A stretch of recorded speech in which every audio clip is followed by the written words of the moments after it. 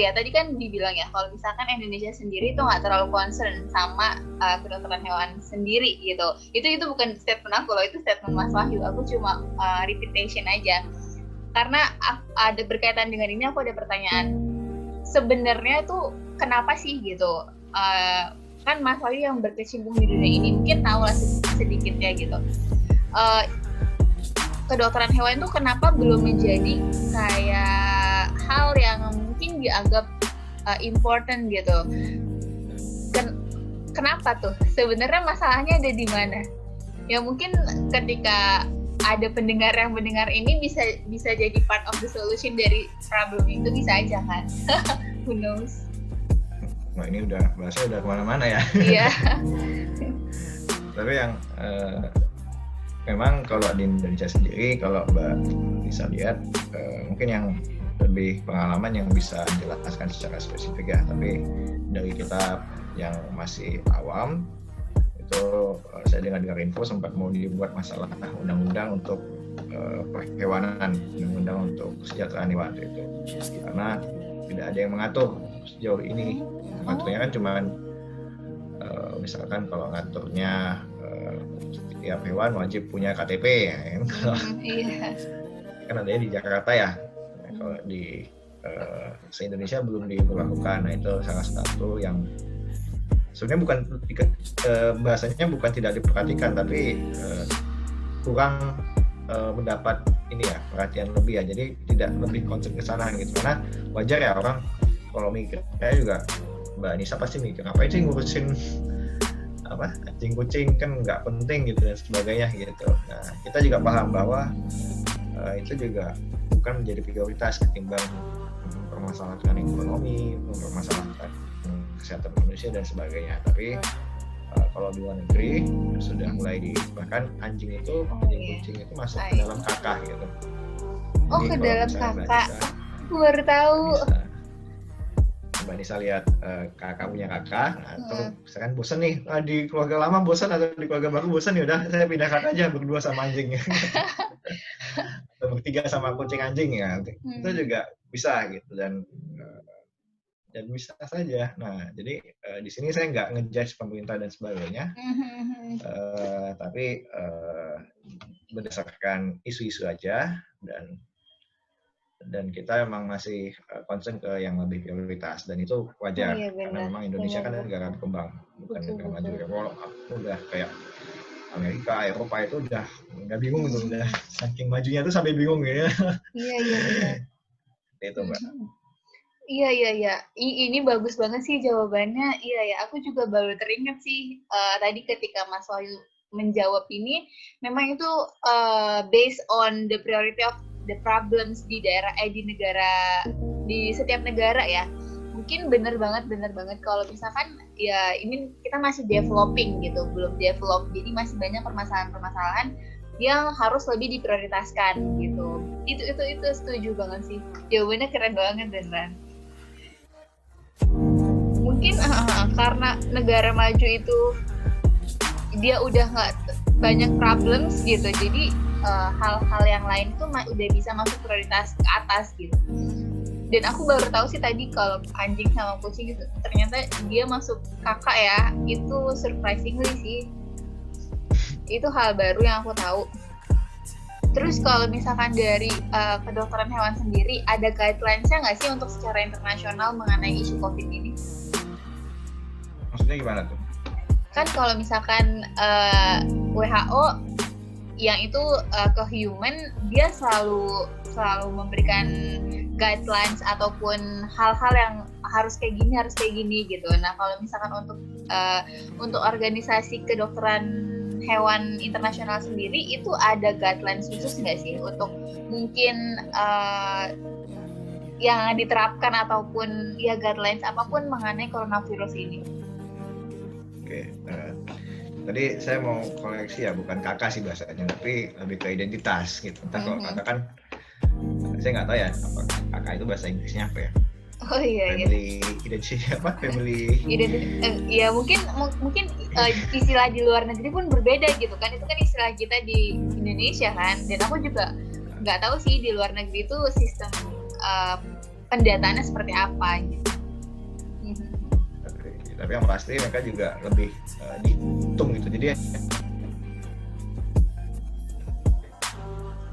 mereka itu dihitung jumlah bahkan hitungannya itu sampai dibuat tadi identitas, kemudian dilakukan vaksinasi dan sebagainya, namanya sini ini gitu. Jumlahnya terdata gitu. Kalau di Indonesia juga kita ngitung kucing kan ya mikir 10 kali lah hitung kucing se-Indonesia gitu, karena identitasnya juga nggak banyak gitu. Nah, untuk protokol, jadi di masing-masing profesi itu sudah ada protokolnya. Mungkin di profesinya Mbak Nisa di midwife juga sudah ada protokolnya, berbeda dengan dokter, berbeda juga dengan dokter gigi dan sebagainya. Saya coba bacakan aja ya. Iya, jadi boleh ada beberapa protokol yang harus dilakukan kalau melihat potensi ya. Tadi kucing dan anjing, yang pertama adalah kalau kita ngelihat sejak dalam masa COVID ini, kalau misalkan ada mas, mbak, atau keluarga, atau tetangga, atau di daerah kampungnya yang positif, jangan panik, tapi mulai membatasi gitu, terutama untuk hewan-hewan peliharaan. Yang pertama adalah, jadi simpan hewan peliharaan, kucing, anjing, di ruangan yang memungkinkan. Jadi nggak boleh diajak keluar lagi. Kalau di luar lagi jadi panjang masanya. Gitu. Nah, kalau yang memiliki anjing, itu mempunyai jarak tali ya. Tali itu sekitar 6 kaki atau 2 meter gitu. Jadi kalau misalkan dia jalan-jalan itu minimal 2 meter. Hindari tempat-tempat umum. Terus juga, nah kasusnya ini kadang lucu ya. Jadi mentang-mentang manusia pakai masker, terus anjing kucingnya sudah dipasang masker gitu. Itu tidak menolong sebenarnya, tapi membuat sesak. Karena dari CDC dan UAE juga tidak merekomendasikan menutup mulutnya, karena ya ini beda kasusnya gitu. Bukan semena-mena kita dipukul rata, sama kayak Mbak Nista, kalau ada pasien kan diajak ngobrol dan sebagainya ya, supaya lebih tenang, lebih cepat sembuh. Dan kalau di hewan kan nggak mungkin juga kita ajak ngobrol tiap hari ya. Iya, nah, terus kemudian jika ada yang sakit dengan demikian, maka jangan ya jaga jarak, kemudian jangan hindari kontak, nggak ya ngelus, meringkuk, mencium, terus menjilat makanannya itu juga ngapain gitu. Jadi kemudian tidur di ranjang yang sama itu dibatasi. Nah, kemudian cuci tangan yang paling penting. Dan kalau ada gejala-gejala sakit, maka pastikan memanggil. Jadi bukan dibawa ke klinik, tapi kalau ada yang bisa dipanggil ke rumah. Gitu. Jadi kita meminimalisir potensi-potensi, terutama untuk anak-anak yang mungkin kalau di rumahnya ada anak usia di bawah 5 tahun, yang lebih muda, atau yang di atas 45 ya kemarin yang dari Indonesia itu, yang sudah penyakit komplikasi dan sebagainya, itu dijaga dulu, jangan berinteraksi dengan hewan peliharaannya, lakukan semprot desinfektan juga di kandang-kandangnya, dan kalau ada apa-apa pastikan dikonsultasikan. Jadi kadang Indonesia ya, saya maklumi juga hewannya sakit itu mungkin kalau Mbak Nisa pasti pengalaman ya, kalau punya pasien itu ada apa-apa nanti lihat Google. Nah ini kalau lihat Google ini yang bahaya. Panjang ceritanya, panjang nanti.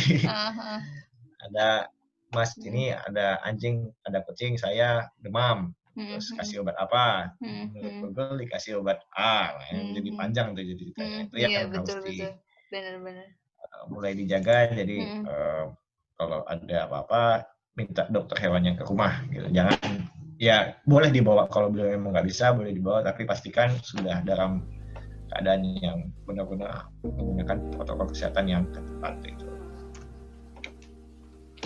Oh gitu guidelines-nya, aku baru tahu sih. Itu kalau kita mau dapetin dari mana tuh? dari macam-macam dari saya lihatnya di CDC sama di OIE. Oh, di CDC sama iya. Oh. Ya, oke. Nanti kan mungkin ada yang mau lebih kepoin gitu kan mengenai masalah kedokteran hewan ini. Jadi silahkan kalian kalaupun mau mencari sumber atau informasi, pastikan sumbernya itu bukti evidence-nya itu kuat ya. Jadi yang kayak Mas Wahyu tadi sebutin dari World Organization for Animal Health sama dari CDC yang udah tadi banyak kita mention juga dari awal. Kalau misalkan protokol kesehatan untuk di klinik ataupun rumah sakit hewan sendiri, itu ada protokol khusus nggak selama COVID ini? Ya, nanti di cross check ke masing-masing ini ya, masing-masing klinik dan masing-masing rumah sakit ya, karena memang berbeda gitu. Ada, tapi yang bisa kita jelaskan adalah sama seperti manusia, pakai masker, jaga jarak dan sebagainya gitu. Membatasi jumlah pasien yang paling penting, daripada numpuk-numpuk di ruang tunggu, jadinya ya sama aja gitu, di satu tempat menumpuk.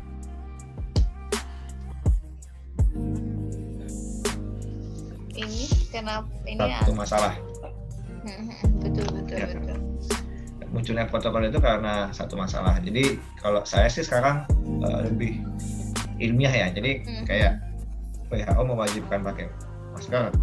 Itu kenapa tuh? Nah, ini dicek dulu nih kenapa. Ternyata supaya yang pertama selain mengurangi tangan kita untuk pegang di bagian hidung, itu juga menahan kalau kita berbicara itu bisa jadi tertular gitu. Terus kemudian kenapa harus mencuci tangan? Itu saya coba cek juga nih. Kenapa nih harus cuci tangan? Ternyata sabun itu kan pH-nya basah. Nah, itu bisa merusak lapisan yang ada di virus. Jadi kalau orang dulu itu ya Mbak, bikin makan nggak boleh duduk gitu. Tapi kalau Mbak Nisa sekarang kan udah lebih paham lah pastinya kenapa makan nggak boleh duduk. Kenapa nggak boleh duduk itu? Makan nggak boleh berdiri, harus duduk. Oh ya salah. Makan nggak boleh berdiri, harusnya duduk. Tadi agak ngelantur jadinya. Makan harus duduk. Makan harus berdiri. Makan harus duduk, nggak boleh berdiri.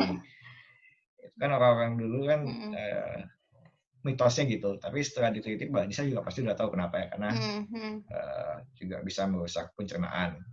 Gitu. Iya. Nah, itu protokol kesehatannya. Jadi kalau lebih sama, yang pasti masih memegang teguh prinsip-prinsip itu tadi, memakai masker, cuci tangan dan sebagainya.